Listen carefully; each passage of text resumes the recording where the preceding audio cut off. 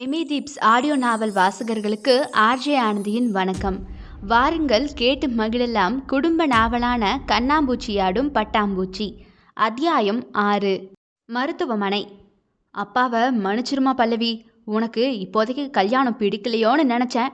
ஆனால் இப்போதாமா புரிஞ்சுது உனக்கு கல்யாணமே பிடிக்கலன்னு. நந்தன் மகளின் கட்டிலுக்கு பக்கத்திலிருந்த நாற்காலியில் அமர்ந்தபடி சோகப்படத்தை ஓட்டி கொண்டிருந்தார். பல்லவியோ மருத்துவமனை கவுனில் தலைவிரி கோலமாய் கிடந்தாள். கட்டிலின் விளிம்பில் முதுகு சாய்த்து அமர்ந்திருந்தாள், தலையை குனிந்து. மகள் கண் விழித்த செய்தி தெரிய வர கேன்டீன் பக்கமாய் காஃபி வாங்க போன தாய் பவானியோ அவதியாய் போதியாய் ஓடி வந்தார் தெளிந்தவளை காண.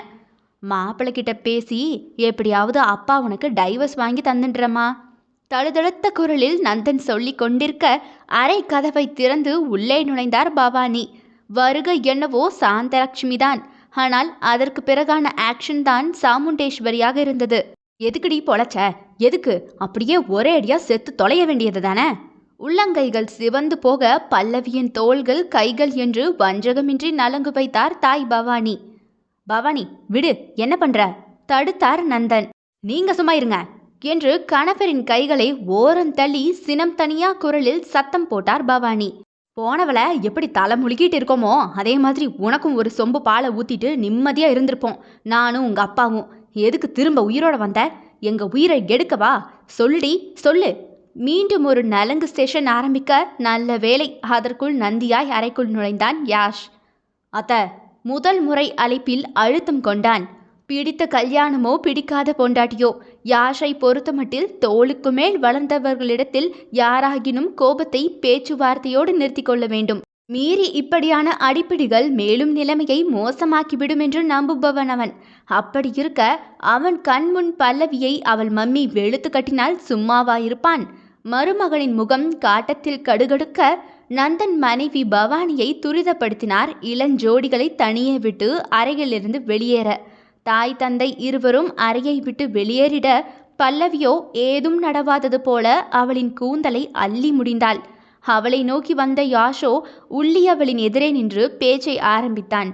உங்கள் லெட்டரை படித்தேன். இது ஒரு கட்டாய கல்யாணம்னு நிஜமா எனக்கோ என் குடும்பத்துக்கோ தெரியாது. பவித்ரா காணாமல் போனதால எங்கள் அம்மா உங்களை எனக்கு கேட்டதனவோ உண்மைதான். ஆனால் உங்கள் சம்மதம் இல்லாமல் தான் இந்த கல்யாணம் நடந்திருக்குன்னு சத்தியமாக எனக்கோ என் குடும்பத்துக்கோ தெரியாது பல்லவி. யாஷின் கதையை கேட்டவாறே பக்கமிருந்த தண்ணீர் போத்தலை எக்கி எடுக்க முயற்சித்தாள் பல்லவி. கை கெட்டிடவில்லை கோபக்காரிக்கு.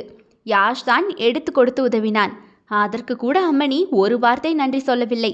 அவளுக்கு அவள் பாடு. தன் தந்தை சொன்ன இன்பகரமான ஐடியாவில் வினாடிகளில் கூட ஆனந்தம் கண்டிடவில்லை ஆடவளவள். அதற்குள் மம்மி வந்து அடியிடி என்று இயமானவளை ஒரு பிடி பிடித்திருக்க வழியில் குடைந்திடும் கைகளை முன்னிருப்பவனின் முன்னால் தேய்த்திடக்கூட முடியாது தவித்தாள் பேண்டு அவள். உண்மையை சொல்லப்போனா பவித்ரா காணாமல் போன விஷயம் தெரிஞ்ச உடனே முதல்ல சந்தோஷப்பட்டால் நான் தான். யாஷின் டைலாக்கை கேட்ட மாத்திரமே படக்கென்று தலையை தூக்கினாள் பல்லவி. பார்வைகளால் ஆனவனை துளைத்தெடுக்க அவனோ வாக்கியத்தின் உள்ளர்த்தத்தை தெளிவுபடுத்தினான் தெரிவி அவளுக்கு. ஐயோ, தப்பா எடுத்துக்காதீங்க பல்லவி. அதாவது எனக்குமே கல்யாணத்தில் பெருசாக உடன்பாடு இல்லைன்னு சொல்ல வரேன். அம்மா தான் மேரேஜ் பண்ணியே ஆகணும்னு ஒரே தொல்லை. ஏதாவது பண்ணுங்கன்னு விட்டுட்டேன். பவித்ராவை பார்த்தாங்க, விசாரிச்சாங்க. வீட்டில் எல்லாருக்கும் பிடிச்சிருந்தது. நானும் ஓகே சொல்லிட்டேன். யாஷ் சொல்வதெல்லாம் மெய்தான். மறைக்காமல் எல்லாவற்றையும் சொல்லிவிட்டான் ஆண்மகனவன். அதனால்தான் என்னவோ கட்டிக்கொள்ளவிருந்த பவித்ராவிடம் யாஷ் ஒரு முறை கூட பேசிவிடவில்லை. இங்க பாருங்க பல்லவி, தற்கொலை எதுக்கும் முடிவாகாது. அழுத்தந்திருத்தமாய் யாஷ் சொல்லிட மீண்டும் மெல்லமாய் கீழிறங்கியது தாரிகையின் தலை. என்கிட்ட ஒரு சூப்பர் ஐடியா இருக்கு. நீங்க கோஆப்ரேட் பண்ணா சேர்ந்து எக்ஸிக்யூட் பண்ணிடலாம். சொன்னவன் அனங்கின் பதிலுக்காய் காத்திருக்க அவளோ கேள்வியோடு அவன் திட்டிகள் நோக்கினாள். இத்துடன் அத்தியாயம் நிறைவடைகிறது. தொடர்ந்து இணைந்திடுங்கள் எமிதீப்ஸ் ஆடியோ நாவல் சேனலில். மீண்டும் சந்திப்போம். நன்றி, வணக்கம்.